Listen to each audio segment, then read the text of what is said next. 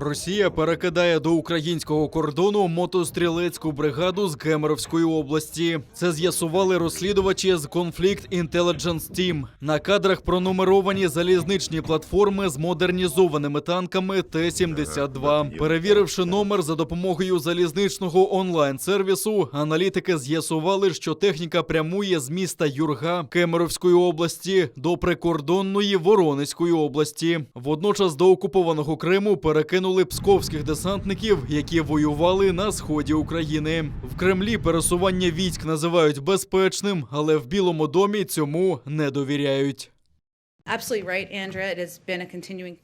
Це постійна тема. Ми бачили раніше це кіно з дезінформації, яку Росія проводила в минулому у зв'язку з їхньою агресією на кордоні з Україною. Тож, безумовно, те, що ми спостерігаємо, нас турбує. І ми й далі говоритимемо про це тут, а також із нашими партнерами в Європі.